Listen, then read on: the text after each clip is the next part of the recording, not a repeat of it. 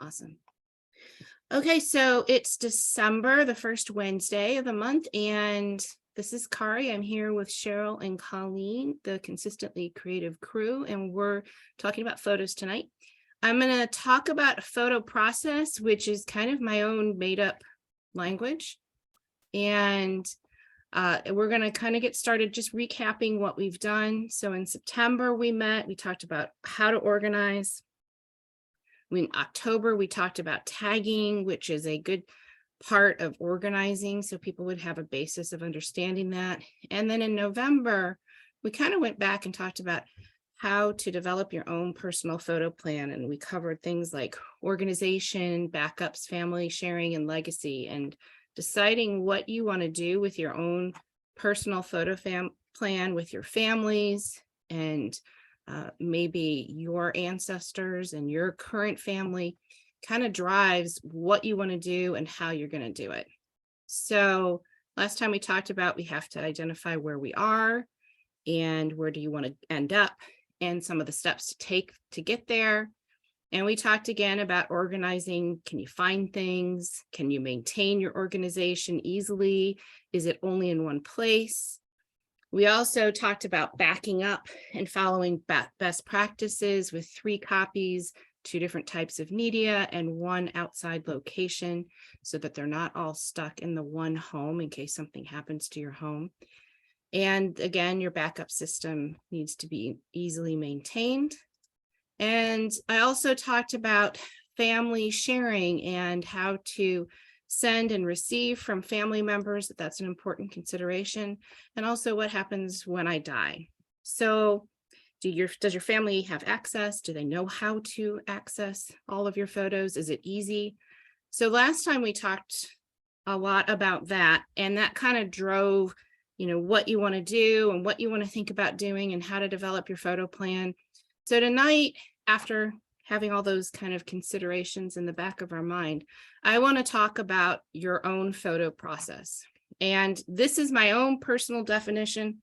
And this is because I'm an engineer and I think about processes and the steps you're going to take. So what I'm referring to is the steps that you're going to take after you take a photo to ensure that all those goals that we've identified with your own personal photo plan are accomplished. So are they organized? Are they backed up? Can you share them? And have you set up your legacy the way you want? So I'm going to talk tonight about the steps that are kind of common to everybody. I'm going to walk through some of the steps, and then I'm going to talk about some steps that are sometimes used by people, but maybe not everybody. And hopefully this will give you a really good idea of the steps you might want to take. And I'm hoping that means that in 2023, when we get started and get back together after the hecticness of the holiday season that's quickly approaching, we'll be able to dive right in. So, as I say many times, your process is going to be different than other people's. So it's not something that I can say, do this first, do this second, do this third, because it varies. Everybody has different devices. People have cameras, people have phones, people have different kinds of phones. So the devices vary. Your step order might vary. Some people like to do a lot of the work on their phone before they write at the time that they're taking photos. Some people like to wait and look at them on a bigger screen. And so your step order is going to vary. Some people might not do everything. So you kind of have to personalize it to your situation goals. So what I want to talk about is the things that are the most common.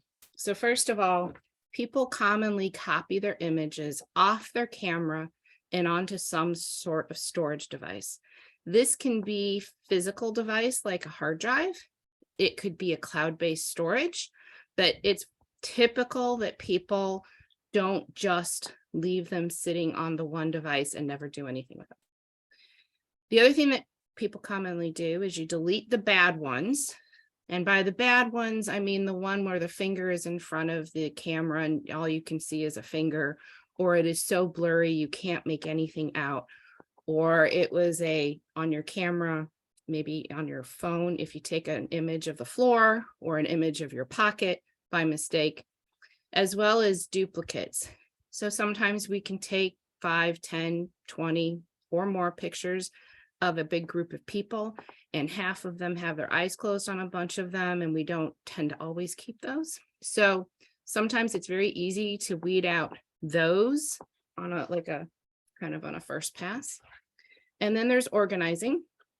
And we've talked quite a bit in the past about tags, about the album structure.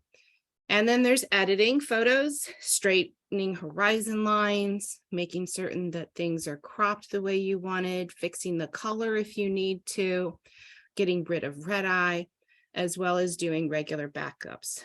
So those are really the most common photo steps that people take.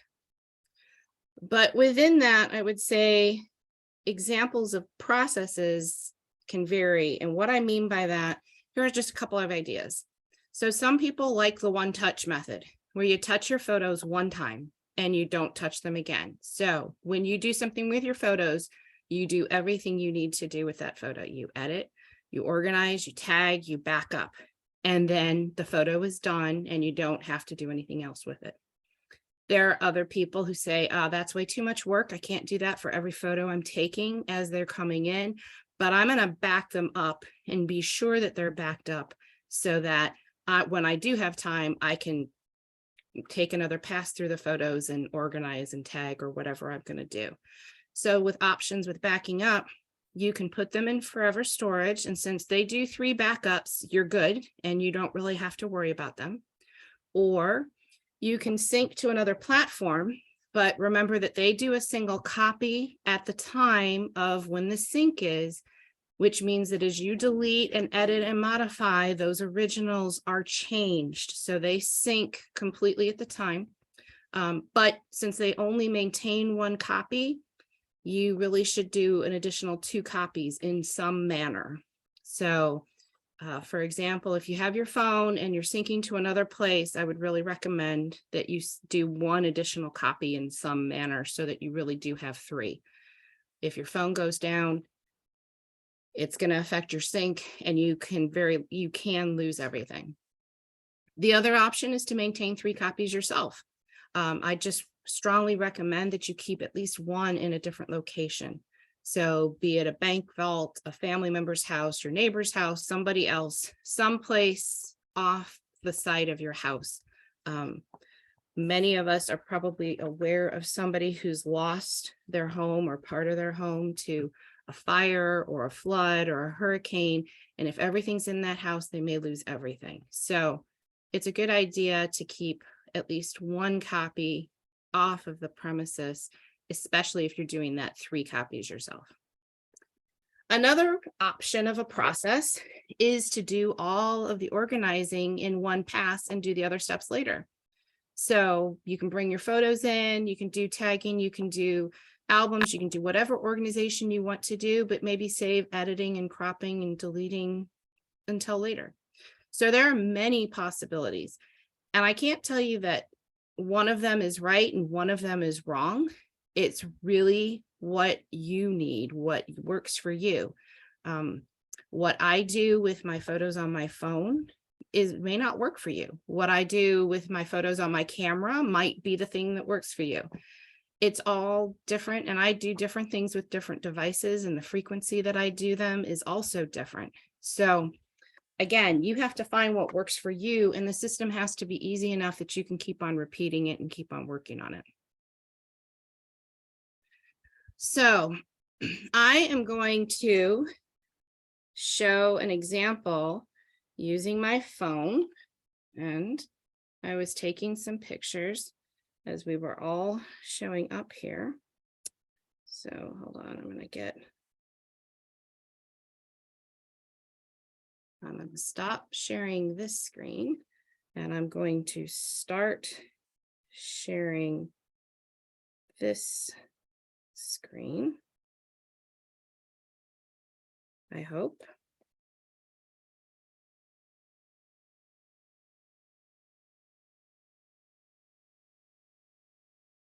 Hi, Lynn. Glad you made it. Yeah, hello. Sorry, I'm late. You're good. You're good. Couldn't be Okay. helped. Thank you. Okay. Technical difficulties. The it was not working to mirror my phone screen, so I am going to diverge just a few moments here. So I took a few photos on my phone, and so I have synced up with the app right now, and I'm going to go ahead and let it sync. Okay, got it. But unfortunately, I can't show that to you because it's going. So I'm going to upload those photos via the Forever app. And if I can get it to sync at the end, I will do that. And then I would say that my next steps are going to vary depending on what I'm prioritizing and what I'm doing and what my process might be. But in general, I want to remove bad photos or duplicates, maybe move them to an album, tag them, and edit them. So I'm going to bring up my storage account. And so here are the photos that I just took. So I'm going to go ahead and I'm going to take these 6 photos and I'm going to add them to an album. And I'm going to create a new album for right now. So I'm going to call December 22 Zoom. And I'm going to set it to private. And I'm going to add them to this new album. So now I've moved them there and I'm just going to go ahead and December 2022 Zoom. So now I'm going to work on them here. So when I'm looking at these, so I have a couple of photos here as people were coming in and I'm thinking, you know what? I'm thinking I do not really want this photo here, and because I think Peg might have been having a little snack at the time, so I'm going to delete that one. I'm going to get rid of that one. If I'm going to keep one of these other 2, I think I can just get by with keeping one, so I'm going to get rid of the other. So now I've got my slide to begin with. I've got just one of my slides, and then I've come in and I've taken a look at the people from here. So if I'm going to start tagging these, I've got these 2. Well, I may not really want to identify everybody, but if I do, I could do that. But I'm going to kind of give it a generic tag name with a friend. So that way, if I know that I want to come back and look for pictures that maybe have Cheryl or Colleen or Phyllis or anybody else who's here, I can have that. So I'm going to add that as a tag. And here, these 2, I'm going to add a tag as Forever. And I've got a Forever Business one. So I'm going to use that as a tag just for those 2. So now I've got my photos. You can see I've got a tag here. On this one, I've got a different tag. I've got another tag, and I've got another tag. But you know what? I don't see the tags. Where are you showing? You don't see the tags right here? Oh, because people are in front of them. Okay, got it. Oh, probably because you have the bar of the I have the people. bar open. I have participants open so I can admit people. Okay. Right. So this one actually really does have Forever Friends that are there, even though it's kind of small. So I'm going to go ahead and add that. And I'm going to do the same thing. I think the other one did. Yeah. So I'm going to go ahead and add that. And you notice I started typing friends because I didn't remember that I had Forever Friends. So, but it knows that I had a tag for Forever Friends. So I've got that there too. So that was kind of my next step. And if I want to go ahead into edit, I can go ahead and come into here. And I attempted to take some things that were maybe a little bit off. But depending on what I want to do, there's a lot of options here. So I can rotate, I can flip, I can set a custom dimension here. But if I want to kind of leave it as the photo image, I can kind of do that. So I can crop it. So I can do that. I don't know that I would want to do a square, but You also have the option to set them up for Facebook profiles, Facebook covers, Facebook posts. So if you have an image that you want to set as the profile picture on your page or on a group page, you can do that. The same thing with the cover. So those are some things, and that will automatically set it up with the right ratio for you. So there's the cover that you would normally put like at the top of a group or on your page. Here's the little profile picture, so the little one that hangs off. So those are all set up there for you, and they're predetermined. So that is an option for you. So now I'm going to just go ahead and save that. We have a question about album. Yes. Can you change your settings so that your albums default to private instead of having to manually update each time? I don't think you can. Well, maybe you can, and I don't know that that's in the settings. I will double check that. I'm not sure that you can do that, but you might be able to. I think they really want you to consciously think about it every time.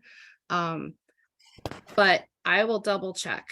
So that's a good question. Settings, private, default. Got it. I made a note, and I will get back with you. Okay, so I've now got my photos in here. I've now got them kind of organized, and let's see here. So now you notice, since I cropped the one, this photo, I've got both of them sitting here in my storage. Okay, so they're both there because I cropped the one so I can actually use it. And it is actually says here that it is a copy. I don't think that there's anything else that I might want to do, but if I wanted to go through them, I could edit the description, and that would be in this time of editing. Well, I can go ahead, December, Zoom, CCC first Wednesday, Zoom, and save.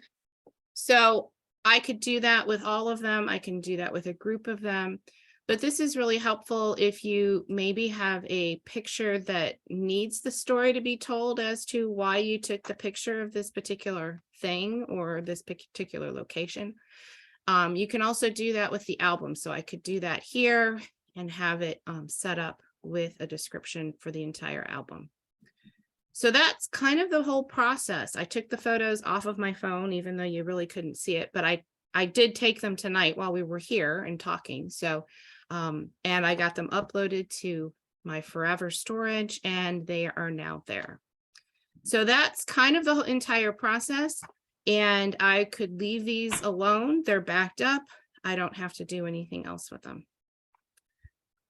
So any questions about kind of doing that with the storage? You guys kind of saw one way of working through it. Did that all make sense? Kind of give me, okay, I see a few nods, so that's good. Thanks. Okay, so if we're working in Historian, similar process, but this time I actually have a camera media card sitting here. So I've got one all ready to go. I took some photos today of my dogs. I'm going to add them again to my Historian vault, and I'm going to go through this a similar process again, but the order might vary. So I'm going to go ahead. And I'm hoping wait a second. I hope you can see my screen. So if you put a description under album, does it have that same information on each photo? No, it just has the information on the album. It does not copy it into the information in the description on each photo. So they could be different. So if you had like a wedding album and you wanted to identify, you know, one side of the family and the other side of the family, you could do all that differently. So you could have the album has one title and the photos all have different things. So I'm going to go ahead and import some photos. I've got them on my. So I've got a bunch of photos. I'm just using Control All to select them all, or I could individually select them all and then open. And then it will take a moment or two to copy them from my memory card slot and bring them in. So you can see I took some pictures of the two dogs today. So this first one I took without the flash, and it was pretty dark. And I kind of thought that it would be blurry. So I intended to use this one as one that I would delete. Okay.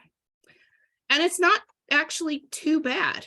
So it's okay. And when I looked at this beforehand, so this is the one with her. So, you know, dogs don't get red eyes. They tend to get green eyes. So I would want to go through and correct that. She wasn't too thrilled with me. And now she's just starting to close her eyes and ignore me, going, you know, I don't know why you're doing this. And then I went over to Carmel, and she's got the pet green eye and this one. So really, I don't need to keep all of these. I'm not sure. They're all about the same. So I'm not sure which one I would really feel like I needed to get rid of. So I'm going to get rid of the one that has her eyes closed. And I can do that in many ways. I can just select it, and then I can hit the delete key on my keyboard. So that's one option, and I'll do that. And it'll ask me, are you sure you want to delete it? I'll say yes. And then maybe I'll get rid of this first one because she just looks, maybe it's kind of off center. So I also could delete it this way by deleting from cabinet. So now I have 2 pictures of each of them. And I have a category with pets. So I could take these 2 photos and select them, and then actually drag and drop them right into, this is Coco, so I can do that. And it didn't show on your screen, but it little pop-up showed tag added to items. Or I could select both of these, and I could tag with, and a little pop-up comes up. Now, part of the reason I don't always do this is because I have a lot of tags. And so sometimes having to scroll through these, especially if I get all the way down into these different activities and things down here at the bottom, I really have to do a lot of scrolling. So I tend to get lazy. So, but this with Carmel, she's right there. So now if I were to go and look for these photos with these 2 dates, I could do that. With this one with Coco, I can go in, and I'm just going to crop it a little bit, bring it in a little bit closer, and crop her. There's different ways to fix the red eyes, and I'm not going to really go through that, but people who are using Historian, there's this quick brush, there's a brush. The quick brush, if it finds the eye really well, when you click on it, it's great. If it doesn't, just cancel and go to the brush. So maybe I should show that. I'm going to go to brush, click on or near the eye, and see, since her eye is not red, it doesn't know what to do. So with this one, I'm going to try to get one that's about the right size for her eyeball. Just don't forget to use the wheel. You can use the wheel to change the diameter. Yeah, I know, but you can't see me changing the wheel. So there we go. So now her eye is not really red. And not green either. Right. So it fixed that. I'm sorry, I shouldn't be interrupting your meeting with this, but it fixed the green eye with the red eye tool. No, it didn't. It didn't find it with the red eye. Well, that's true, but you used the brush, and I used yes, I used the brush. And you didn't have to select a color to. No, because if let me do Carmel's. Hers are kind of really creepy green. So I can use my wheel on my mouse, make it bigger. And if I zoom in a little bit more, you'll probably see that it's actually still, I've got a little bit of the green there. That's better. So nice editing tools. I'm gonna go ahead and accept that. And that looks better. So depending on what you're doing, you can tag, you can do all of that all at once. You can edit. I'm going to kind of go back to my slides. Okay. So that kind of walked through a process of taking memories from my memory card and putting them in the historian vault. And that would be the process. Take them off, put them in the vault, do what you want to do. And I'm going to back up my historian vault tonight because I didn't do it at the end of November. So I'm going to go ahead and I will do that. But again, that is something that I need to do. Okay. So kind of resuming where I was before, I talked about some photo process steps that are kind of common to everybody. And I put the common ones on your handout because I thought those were things that most people are doing. I left some space for things that you might want to write down of additional possibilities. So in historian, there's a star ranking system. There's favorites in forever storage where you mark them with a heart. So those are possibilities that you might want to do. And depending on what you're working on, some things it might be helpful. Adding descriptions might be helpful. Changing file names.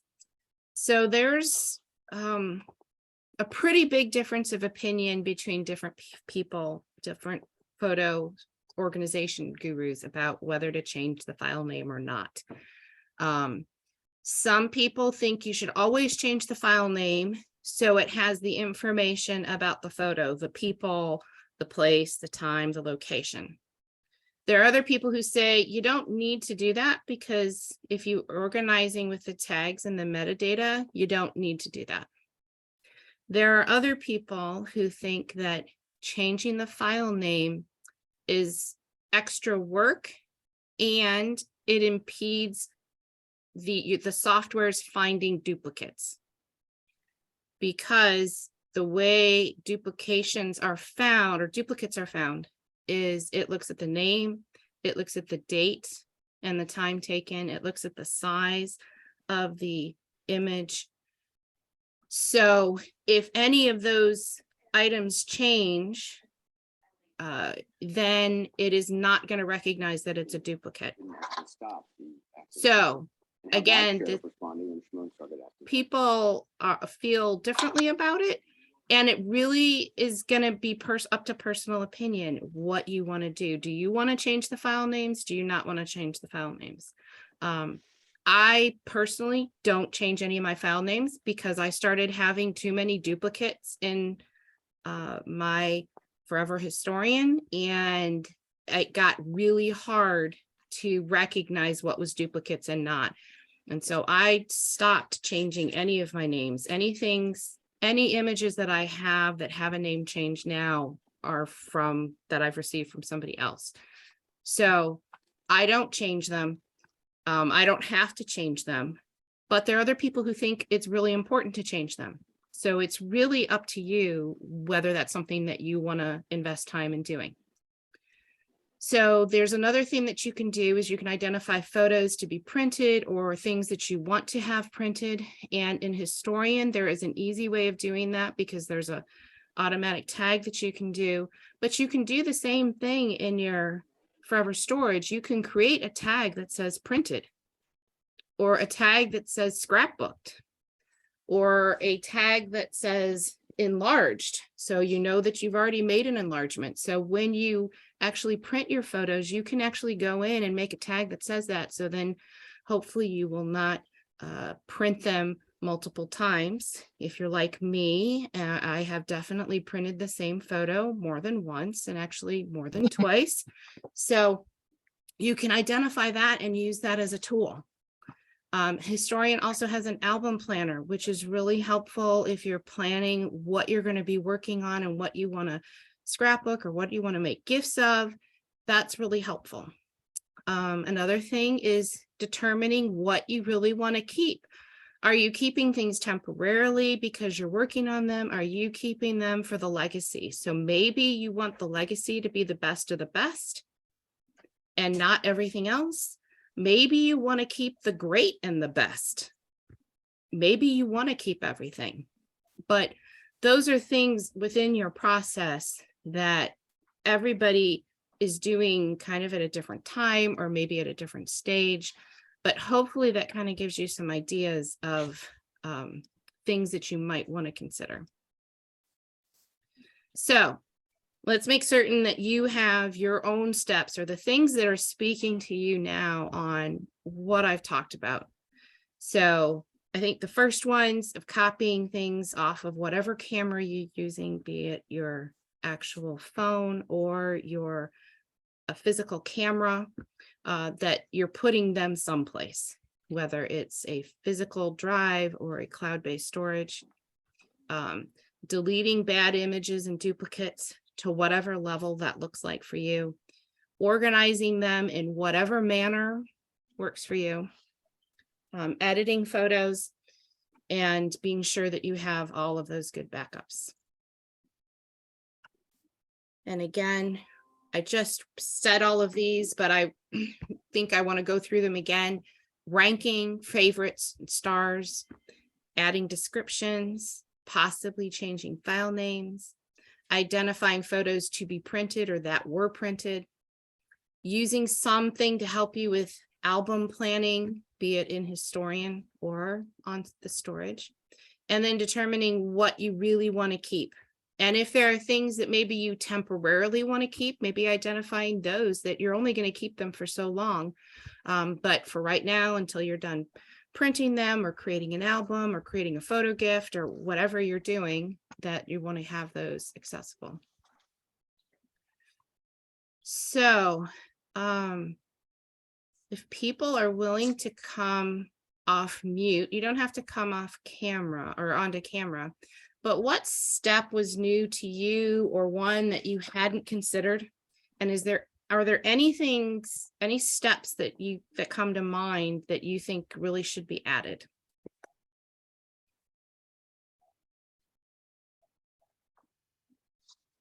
And it's very quiet. I wrote my question in the chat. Oh, all right. Yeah, because what is the suggestion on identifying what you want to print? So do you mean like how to identify it in the storage? Yes. Okay. So I would use a tag for that. I would create a tag and I would call it something to see. I've got this to print here. To print, and I put a date with it. So these were the things that I was printing on this date. And this is here as a demo. So to print on this date, and then I know that I've placed that order, those are printed.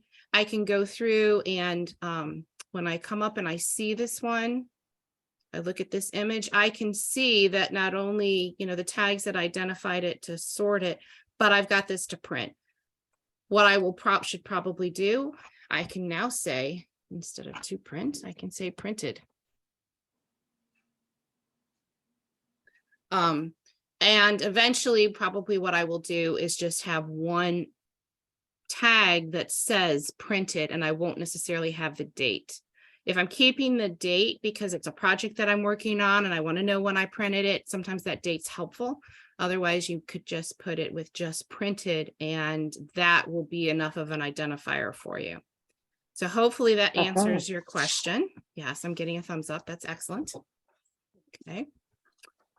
Does anybody else have any steps that were new or things that you think I didn't really consider? Do you have any? Do you already have what you need to kind of accomplish whatever these steps are? Do you have the knowledge? Do you have the tools? Do you know what you need to do? Okay, that's excellent. I have a question. Yes. Concerning Historian, that's different from actual Forever account? It's different than Forever Storage. Okay. So you know what? You must have been looking at my slides here, because my very next slide was comparing Forever Storage and Historian. So that was my question. What's the difference? Yeah. Yes. Okay. So I know last month somebody had asked me about this, and so I tried to put together this chart that just kind of talked a little bit about the difference. So Forever Storage is a cloud-based platform, and so it requires the internet. Historian is computer-based, and you don't need internet to work on it. So with the storage, you purchase additional storage as you need in order to meet however much you want to store there. Historian, your storage capacity is limited to your hard drive capacity, be it internal or external hard drive. Forever storage, you can access anywhere you have internet. It could be on a phone, a tablet, or a computer. You don't actually, you can be in your car sitting someplace as long as you have access to internet. Historian, you really have to be on your computer to access because it is a computer program. Forever storage has what I would consider, basic editing tools. It has a lot of editing tools, but Historian has more robust editing tools. There's a lot more editing that you can do. Organizing in Forever Storage, you do it with albums and tags, whereas Historian, you do it with categories and tags, and you can nest them. So it's a little bit different. Forever Storage, you can identify favorites with a heart. Historian, you can do a star ranking of 1 to 5 stars, which kind of gives you a kind of a range of identifying from, good, poor, okay, good, better, best. And that it can be helpful depending on what you're doing. Forever Storage, you can download a Historian. Historian, you can upload to Forever Storage. So they do communicate with each other. Forever Storage was really intended for legacy. So there's legacy settings for that. And as well as you can share photos to your account with other people. Historian, it has this album planner feature, which is really nice, but you can also easily identify items printed and or if they're in Forever Storage. So I would say a year ago, the two did not talk very well to each other. They're communicating between the two much better now. And it kind of really depends, what do you prefer? Are you somebody who's good and enjoys working at your computer and likes having that as your thing? Other people really like using their phone, and so the Forever Storage is a way better thing for them. And again, it's kind of a personal preference, but they do work hand in hand, and you can use both of them. So did that, hopefully that answered some of your questions, Pam. Everything else is, there's the idea of the tags and adding descriptions and fixing dates. All of those things are similar with both of them. You can do both of them. So there's a lot of things that are similar between the two. And they're both in the same website, or they're all forever.com. Okay. And Historian is one of the softwares. There are 2 softwares, and I should probably say this. There's a Historian, and then there's an Artisan. Historian is telling your family's history through photos, so it's all of this organization and editing. Artisan is the artsy stuff, which is more like digital scrapbooking. So if you're looking at them, you want to be sure if you're looking at Historian that you're looking at Historian as opposed to Artisan. Okay, thanks. Sure. So I'm going to take off my one hat and put on my sales hat for just a brief moment. So I'm going to just shift gears because I want to tell you about a couple things that are going on here in December. So Forever Home Office has indicated to all of their ambassadors that costs are increasing across the board for them, and storage prices will be going up in January of 2023. I've heard 3 different numbers as to how much they're going up, but I don't think they've settled on anything, so we really don't know. But it really is a good time to look at your current storage usage and see where you are. And if you know that you're going to want to get additional storage, you might really want to look at doing that before the end of the calendar year. And gifts of gift certificates towards purchasing additional storage is a great thing for you to ask for if you're looking for that. And it also, software sales of 40% off Artisan and Historian are going to be going on. And I put the dates in there, and I will be sharing that information So they have a number of 15 days of Christmas starting on the 9th, or actually on the 10th. And so they rotate through a number of different specials and different things that are going on. But that's the one for the software, for the dates, up until the 9th, on the 13th, the 19th, and the 21st through the 24th. And since that's a digital thing, it's really easy. You don't have to ship it. Club match special takes a little bit more explanation. So there's quite a few people on here who are already members of club. So club is a savings plan that you put in money each month into your own personal club account. And when you do that, you get an additional 5% discount on everything, as well as you accrue additional storage. And occasionally they offer this really nice club match special.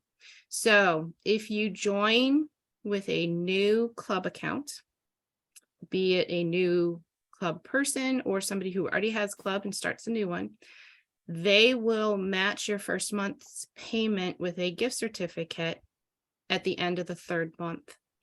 So let's say you would like to join club at $25. You'd put in $25 in December, January, and February. On February 15th or 16th, whichever date that is, they will send you another $25 gift certificate for you to use. They'll do that for a $25 or a $50 club match. I tend to always take advantage of these when they allow people to do that. And so sometimes what I will do is, if I have another club set up going on, one of those subscriptions, I might stop the one that I have going on and start the new one. Because if I'm going to do it at the $50, it's an extra $50, right? So instead of having $50 times 3 at the end of 3 months, which is $150, I will have $200. So that's actually quite, a nice extra little bonus. But that will only be occurring on December 15th from noon until the 16th at noon. I will be sure to be sending the people that I know who might be interested messages about that. And I will also be sure to send you that we want to make certain that your club was not about ready to accrue with extra storage right at the same time. So we make certain that we don't miss any of the timing of that. So that took a little bit more explanation. And then finally, they offer with a purchase of $100 gift certificate, a Black Friday coupon. And those are actually kind of create your own sale on your own date, and they pretty much have the highest discounts. So if you're one who's been waiting for a 40% off Forever Box and you're not quite ready to do it and you don't really want to time it, you can use one of those Black Friday coupons to purchase the Forever Box at 40% off, or photo gifts or digital art, whatever you're looking at. But those coupons are done with $100 gift certificates, and the dates here are December 1st through 9th and 20th through 31st. And I realize that may be very confusing, but hopefully I explained it okay. Anyone have any questions on any of those things? We followed everything except for the last one. The Black Friday coupon. So if you buy $100 gift certificate, and then what? Okay. So these are the bonus Black Friday coupons: 50% off printed products, 40% off streaming, 30% off digital art, 40% off boxes, and 40% off either software. So then you'll get this coupon. You can use it anytime in the next calendar year. So you buy the $100 gift certificate, you use that on whatever you want, whenever you want, but they will also give you this extra special coupon. And so let's say you want to buy some printed products and maybe some digital art, and they're not on the sale at this great of a discount. When you're ready to do it, you can just apply this coupon and you'll get that sale price. Does that make sense?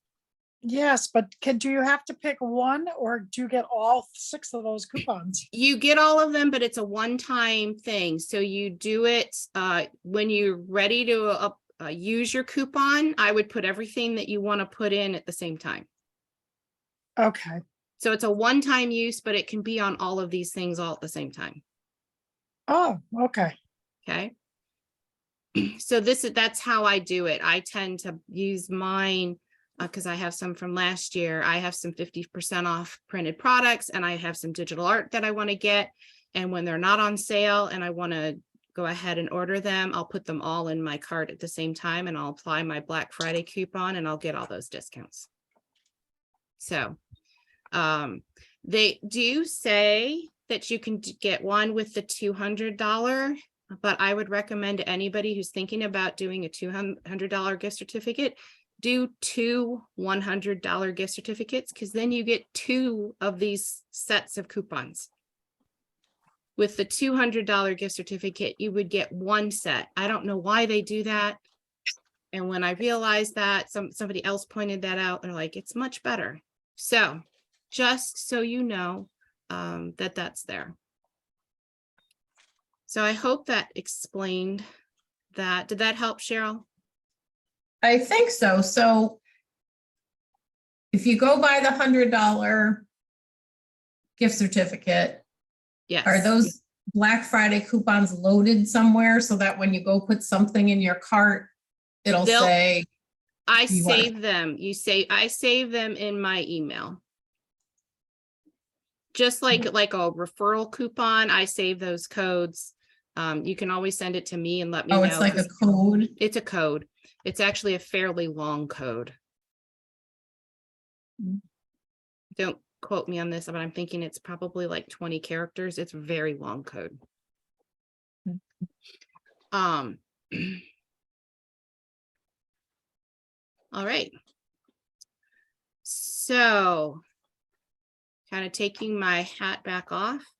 I think I'm going to just chat with the people who are here and kind of see what they want to get started for next year, but I'm going to just kind of wrap up for the actually, no, I'm going to pause it just in case somebody has something that they want to chat about and I need to wrap up. So can one of you ladies pause the recording? So I'm going to go ahead and wrap up here. So one thing we just finished talking about live is how to help people get started in 2023. And we kind of reached the consensus that starting in January, we will continue meeting. And we're going to have some working sessions so people can work on their photos, and I'll be here to answer questions.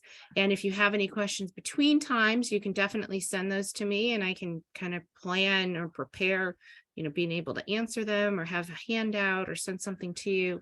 And some people also asked for some of these handouts, so I can send them to them also in PDF form. So I think that we've done a good job of looking at our photos, what we're going to do, how to do it, reasons. So now we can go ahead and get started. So wrapping up for tonight, if you're watching this on the recording, you just contact me if you have some questions or you need some assistance, you want some accountability. I really would love to hear from you about what you're working on and how I can help you.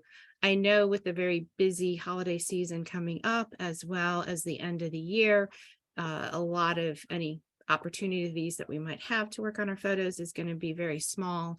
But if there are any questions, please don't hesitate to reach out.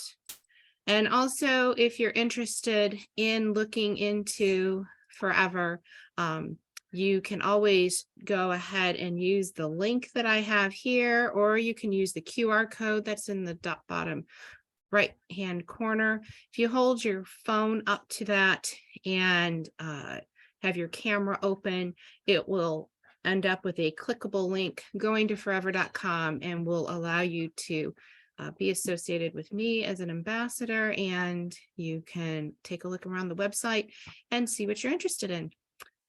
As always, when you use my link and set up an account and confirm your email, you will receive 2 gigabytes of storage as well as a $20 welcome coupon that you can use towards any purchase within the next 60 days. And there are many instructions and videos that are available to help you out, be it with Forever Storage or with Historian.